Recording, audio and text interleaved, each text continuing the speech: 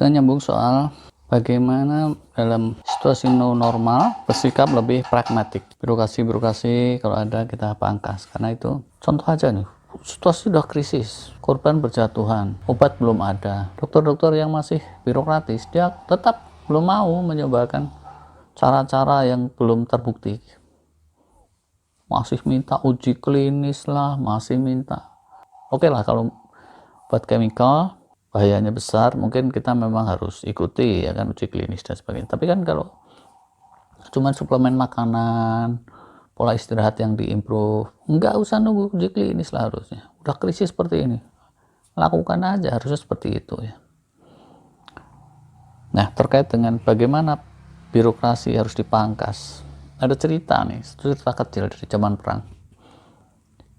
Jadi Alkisah tahun 1940, Belanda itu diserang oleh siapa? Oleh Jerman. Jerman menyerang sampai kemudian satu demi satu garis pertahanan Belanda itu bobol oleh Jerman.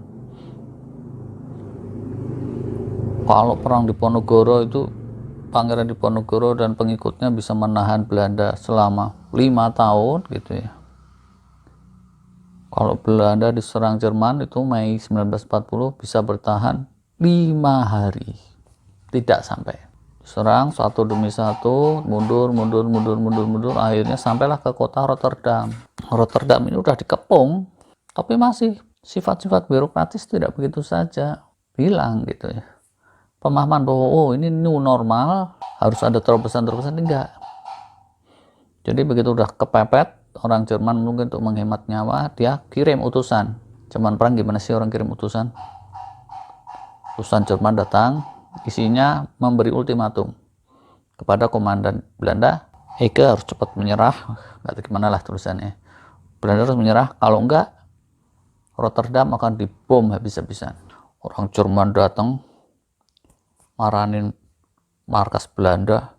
Gimana reaksi orang Belanda? Kowe ekstremis mau apa kowe kesini ya? Mungkin kayak gitu lah kalau di film-film Indonesia ya. Tapi ya ini nih, teman saya tuh banyak ya, tinggal di Belanda, ada yang 2 tahun 3 tahun, nggak ada ya orang Belanda pakai kowe ekstremis gitu. Orang Indonesia itu bikin film dapatnya dari mana kita nggak tahu ya, tapi kurang lebih begitulah.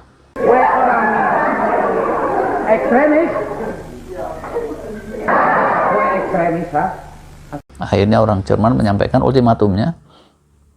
Komandan Belanda, ini satu kekonyolan kecil tapi makan korban. Komandan Belanda melihat surat ultimatumnya ini belum ditanda tangan, dia udah tahu ya udahlah, kita memang posisi udah kalah, udah menyerah. Tapi ini ultimatum jangan gini dong, ini belum ditanda tangan. Wah, ini secara legal, formal legal, hubungan antar negara nggak sah, ini belum ditanda tangan ultimatumnya. Cobalah utusan Jerman kembali dulu, tekenin dulu ini, tanda tanganin. Jadi dia mengulur waktu untuk menyerah kepada Jerman hanya gara-gara apa? Hanya gara-gara ultimatumnya belum ditanda tangan. Dibawa pulang lagi lah sama orang Jerman. Jerman sendiri juga sama, dia ada birokrasi untuk mau tanda tangan, ada prosesnya. Besoknya akhirnya sudah ada lagi ultimatum yang ditanda tangan, diserahkan lagi ke komandan Belanda. Tapi itulah antiknya birokrasi, karena birokrasi yang demikian ruwet gitu, diserahkan kepada Belanda. Belandanya ya udah, ini udah resmi sekarang, ultimatumnya resmi, kami juga menyerah secara resmi itu. Tapi rupanya berita penyerahan ini nggak sampai ke angkatan udara. Jadi walaupun Belanda sudah menyerah, bom-bom itu, wah, pesawat-pesawat pembom, Stuka divernya Jerman membom 90 menit kota Rotterdam yang sudah menyerah.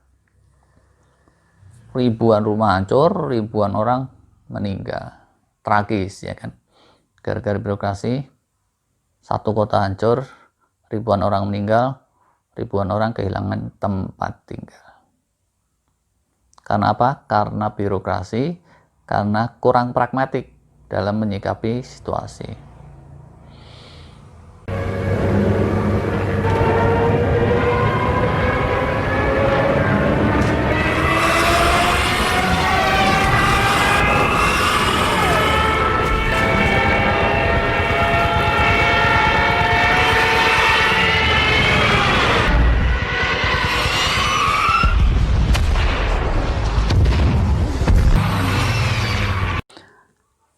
perang berlalu, ini ada lagi contoh yang benar sekarang. Contoh bagaimana setelah birokrasi dipangkas. Setelah kondisi sudah berat, pemerintah Jerman terus memilih seorang yang pragmatik, sangat orientasi kepada hasil, sangat orientasi kepada execution. Namanya Albert Speer, di tulisan saya sudah pernah saya tulis. Albert Speer itu sangat bisa memangkas birokrasi, nggak ada yang nonsen, semuanya lancar. Dengan dipangkas birokrasi oleh Albert Speer, hasilnya Jerman bisa memproduksi alat perang 2 kali lipat dari yang dibutuhkan oleh divisi-divisi angkatan darat yang ada. Berkat Albert Speer memangkas birokrasi dan dia bertindak pragmatik. Nah, berkat birokrasi dipangkas, Albert Speer-nya pragmatik, Jerman tadinya udah mau kalah, masih bisa bertahan, perang terus, perang, akhirnya apa? Puluhan ribu orang meninggal, baik dari sisi Jerman maupun dari sisi sekutu, atau enggak mungkin bahkan ratusan ribu.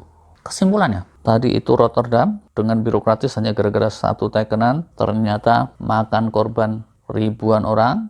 Oleh Albert Speer diberi contoh yang sebaliknya, birokrasi dipangkas, semuanya serba pragmatik, ternyata malah puluhan ribu yang meninggal. Loh, ini kita jadi mumet ini kalau gini.